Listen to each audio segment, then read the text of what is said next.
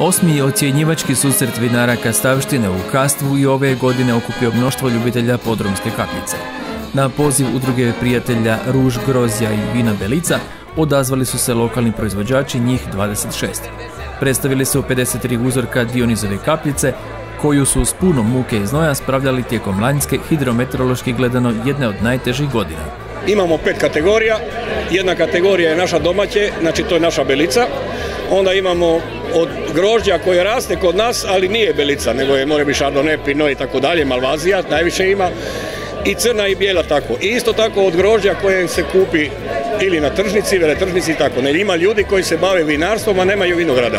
Najbolje ocijenjeno vino Šampion je Malvazija Baredine OPG-a Dejana Rubeše.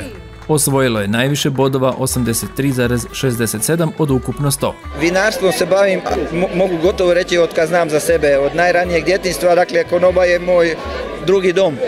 Možete imati silnu želju, međutim ako vas najuži krug ne podupre, rezultati neće biti dobri. Brojni posjetitelji tog su dana osim Malvazije kušati mogli Tokaj, Chardonnay, Muškat, Graševinu, Sauvignon bijeli i druge sorte vina. Ipak najviše je pažnje pridano autohtonoj sorti Belica. Prilikom ocjenjivanja pripala joj je posebna kategorija, a prijelazni pehar za najbolje kastavsko vino Belicu osvojio je Ivica Rubeša Plovanić. Belica nije sorta grožđa, to je jedna kupaža, jedan kuve, jedna mješavina, 4 vrste grožđa. To je Mejsko, Verdić, Divjaka i Marvašija.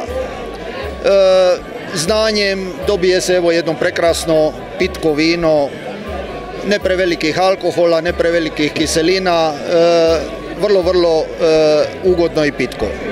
Pripravak ove sorte vina stari je običaj kojeg su njegovali i njegovi preci. Na erti njegove konobe uklesana je godina 1875. Upravo iz tog nasljedstva on i njegov brat crpe znanje.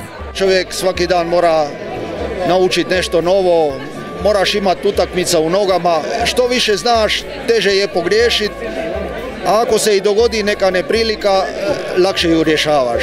Iako je ove godine Uskrs pao ranije, no inače kvaliteta predstavljenih vina nije izostala. Čak što više, ovako rano održavanje susreta vinarima Kastavštine ide u prilog. Evo zašto. Za ova naša vina, to su sam sve vina jednogodišnja.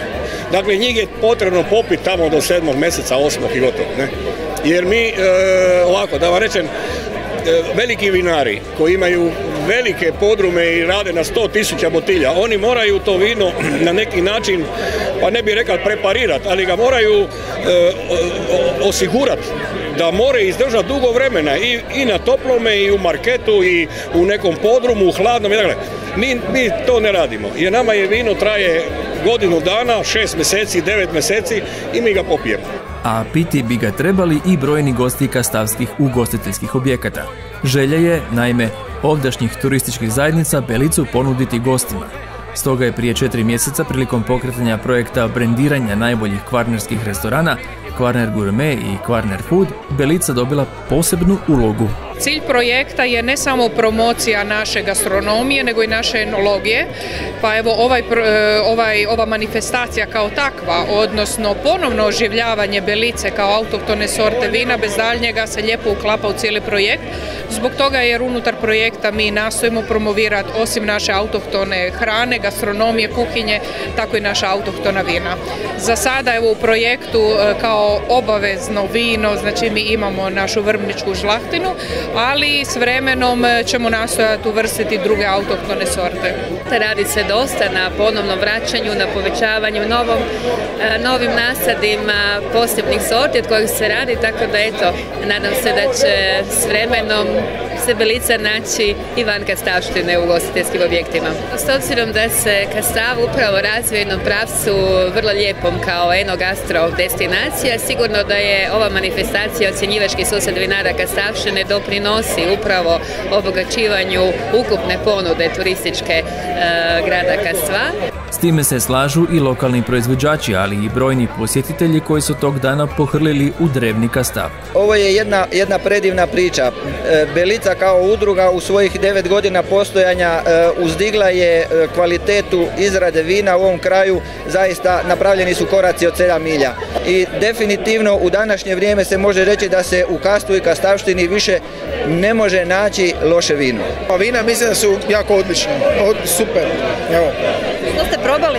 Probali smo kupovna i sad smo tu na Belici koja je kao autohtono, pa onda to malo probamo.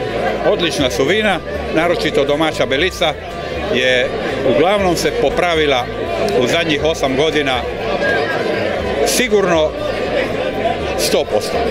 Uz proglašenje i degustaciju najboljih kastavskih vina, posjetitelji su uživali i u bogatoj ponudi kastavskih ugostitelja. Svečanom otvorenju prethodio je nastup glazbenog društva Spinčići, a fešta se nastavila sve do večeri. Ako ste Belicu 2013. propustili, onu narednu već sada zabilježite na kalendaru kako vam ne bi promakla.